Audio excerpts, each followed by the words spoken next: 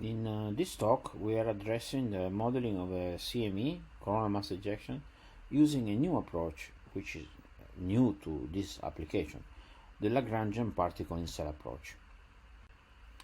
The Lagrangian approach is by far certainly not new, nor is new the particle in cell method, but what is new is applying it to the solar wind. So the distinguishing feature of the Lagrangian compared with the Eulerian point of view is that the Eulerian point of view takes one element of space and follows how things evolve within this element. The element is fixed, the fluid or the plasma moves in and out. The Lagrangian approach is different. The Lagrangian approach takes one element of fluid and it follows its evolution in space and time. So it follows the element of the fluid. In the case of the solar wind, you can imagine that it means that you take an element of solar wind and you move with it. The advantage of this approach for the solar wind is shown in this slide, that since the solar wind is essentially expanding radially outward, the Lagrangian method takes this expansion almost exactly, and it doesn't need particular effort into doing that, say, level 0, the 0th order approximation of the solar wind.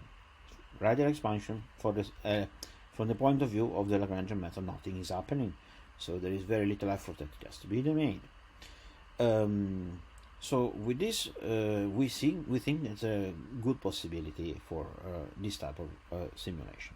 And what I show you today is the first results in applying this method to the modeling of the coronal mass ejections. One feature of the Lagrangian method is, let's say, less than ideal, and it's to do with the grid tangling. If you follow an element of fluid, if you follow all the elements of fluid in your system, the evolution may be fairly complicated, and some element, especially if you imagine during a CME, not so much in a quiet solar wind, but in a CME, some areas might be going faster, others slower, so they kind of start to stretch the grid, and something like what happens in this simulation of the Rayleigh-Taylor instability develops, and the grid becomes too strange, let's say, too contorted, too deformed, that it becomes difficult and inaccurate to do the simulation on that grid. So the fix, the solution to this problem is to use a remapping phase, meaning that you continue to go back to a well-behaved grid by introducing a new grid anytime is needed. A particular way of doing this, which is called arbitrary Lagrangian Eulerian method, is the particle in cell method. The particle in cell method tracks the element of fluid using computational particles, but uses a grid to compute the forces between the elements of the fluid. So it solves the fluid equations on the grid, but then it advances the particles using the Lagrangian frame. An example of this approach that we developed, it was published in 2019. Here are some movies that you can watch of the evolution of Kelvin-Helmholtz instability, Rayleigh-Taylor instability, and you see how this is done with a particle in cell method. These two fluids are each one represented by particles, and these particles move within this grid following the Lagrangian formulation, and you can follow also the mixing of the fluids and the details of the formation of the flow. So then what I will move on today is to show the application of this to the solar wind. So here is an example of one say academic CME that doesn't necessarily try to model a specific one, but it does sort of using realistic parameters. And what you see here is the CME having already almost reached the Earth. You can see the Earth here in green, and the Sun is in the middle. This is in astronomical units, and you see the Archimedes spiral of the solar wind and then the perturbation of it within the CME. What is being plotted here is the vertical component of the current, meaning the north-south direction of the ecliptic plane, and what you are seeing here is the ecliptic plane. As you can see, the CME provides very different structures. There is sort of a core part, and then there is an outer part, a front, and you can see how the front becomes striated, it produces a fingering, which is something that is observed.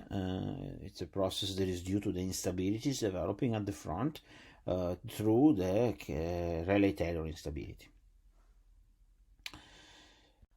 There are other advantages in using the particle in cell method over using the Eulerian approach. The main one is the ability to track the interfaces, which allows us to see more clearly this development of instabilities in the front. This is certainly possible also for Eulerian methods, but the Lagrangian method can achieve this at a lower cost. At least we will have to, of course, prove that, but that's the expectation based on the fact that the Lagrangian formulation is intrinsically more suitable for this type of problem. What you see here is the radial field and also the vertical magnetic field. So there are two components of the field. You see the presence of an electric field that oscillates between positive and negative. So some of it is sunward, some of it is earthward. So away from the sun, this has been observed very much. These switchbacks where the sign of the radial electric field reverses sign. And it's quite interesting to notice how turbulent the plasma becomes. Maybe calling it turbulence is a stretch. Let's say very structured. We will have to check and study the actual spectrum of modes and see whether there is some sort of true turbulence developing. But the point being that the vertical component of the magnetic field is extremely structured, making it, of course, very difficult to predict with accuracy what is going to be the vertical field reaching the Earth.